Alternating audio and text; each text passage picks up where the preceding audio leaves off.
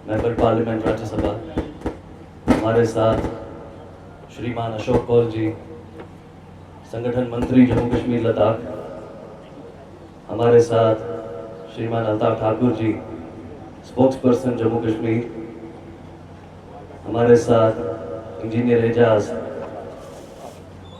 हमारे टीडीसी। मैं अपनी बात स्टार्ट करूंगा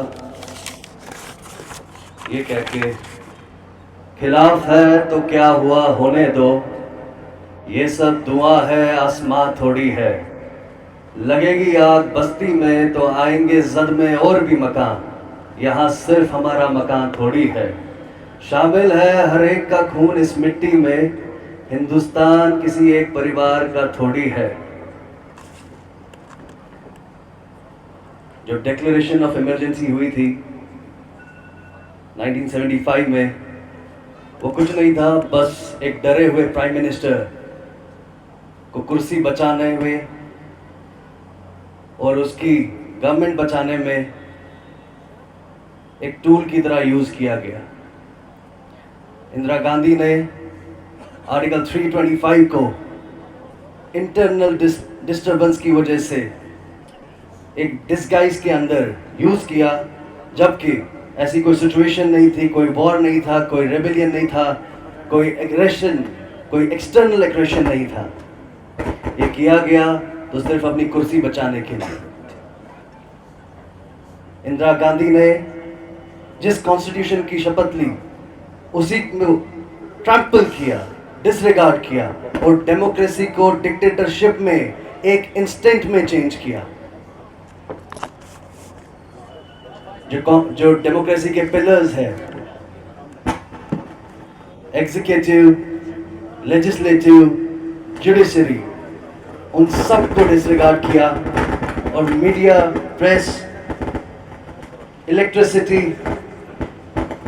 को शॉर्टेज कर दिया। जो जितने भी प्रेस है, जितने भी मीडिया हाउसेस है, वहां इलेक्ट्रिसिटी काटी गई, सेंसरशिप लगाई गई, जर्नलिस्ट को जेल कर दिया गया, उनको जेलों में डाल दिया गया। स्लोगन्स ऐसे इंदिरा, ये रिफ्लेक्ट करता है कांग्रेस का माइंडसेट कि कांग्रेस ने कैसे व्यक्ति विशेष और डायनास्टिक पॉलिटिक्स को इंडिया में इंप्लीमेंट किया।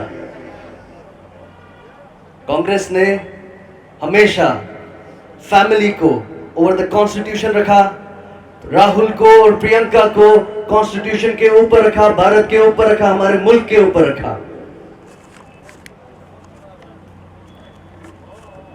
इमरजेंसी में हमने देखा कि राइज ऑफ संजय गांधी उभर के आए, बिना किसी स्टैंडिंग के, बिना किसी पॉलिटिकल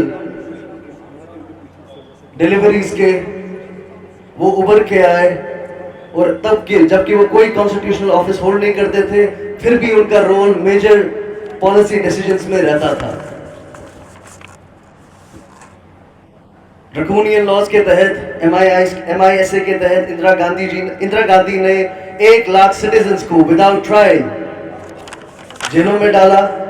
अटल बिहारी वाजपेयी, श्री लाल कृष्ण आडवाणी जी, श्री मुरली मनोहर लाल जोशी जी, श्री राजनाथ सिंह जी और ऐसे कई सारे लोग जेलों में रहे। इवन दो कि स्टूडेंट्स तक भी, उनको भी जेलों में बंद किया गया। कांग्रेस का एक और डार्क चैप्टर है इमरजेंसी को लेकर, जिसमें जस्टिस HR खन्ना, उनकी elevation as a chief justice रोकी गई, जबकि वो सबसे सीनियर जज थे, जस्ट बिकॉज उन्होंने कांग्रेस के खिलाफ रूलिंग दी। एक केस में ADM Jabalpur versus Shivkant Shukla case में कांग्रेस ने क्लियरली सुप्रीम कोर्ट में बताया कि कोई भी सिटीजन को हम शूट करें, उसके पास राइट नहीं है कि वो कोर्ट में जाए। हम किसी को भी शूट कर सकते हैं और उसके पास कोई हक नहीं है कि वो कोर्ट में भी जाए उसके खिलाफ।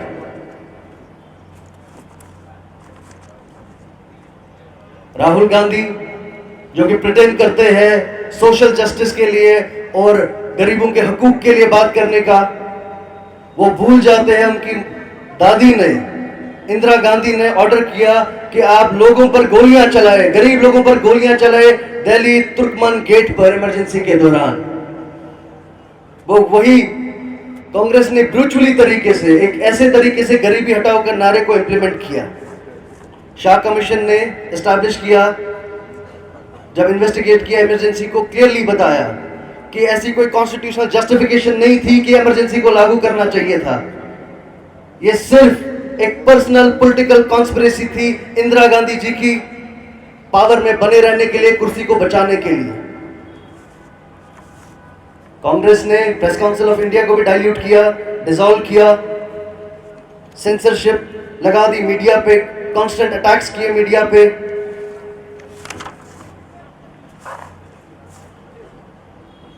हमारे डिफेंस मिनिस्टर श्री राजनाथ सिंह जी खुद बताते हैं कि जब इमरजेंसी में उन्हें बंद किया गया, जेल में डाला गया, उन्हें परमिशन तक नहीं दी, उन्हें इजाजत नहीं दी कि वो अपनी मदर की फ्यूनरल में, उनकी लास्ट राइट्स में जा सके।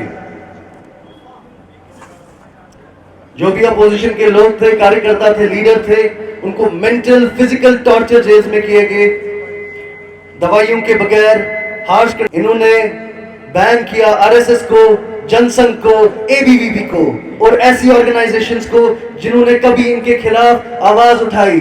जो आवाज एक डेमोक्रेसी के लिए वाइटल है, जो अपोजिंग आवाज एक डेमोक्रेसी के लिए एक वाइटल एलिमेंट है, उसको क्रश करने का काम कांग्रेस ने किया।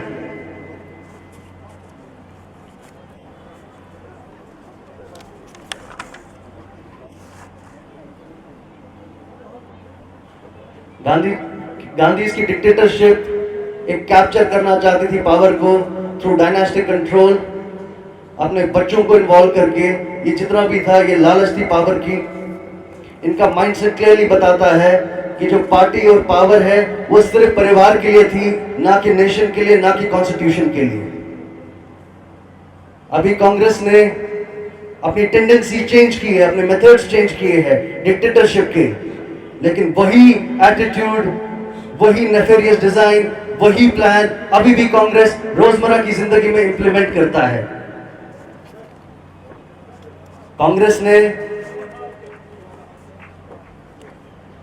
ब्लैकलिस्ट किया जर्नलिस्ट को और अपने स्पोक्स पर्सन को एक क्लियर इंडिकेशन और मैसेज दी कि अगर इनसे बात किसी भी डिबेट में नहीं करना है, जो अनबायस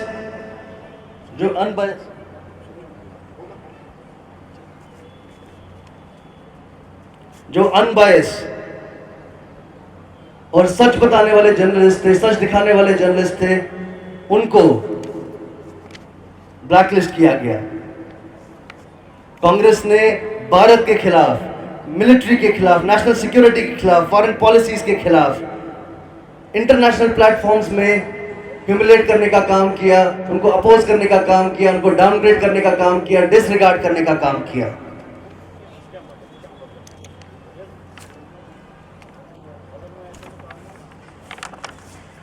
जो कांग्रेस का माइंडसेट है वो एक ही बिलीव के अराउंड रिवॉल्व करता है, we alone are the nation, हम ही मुल्क है।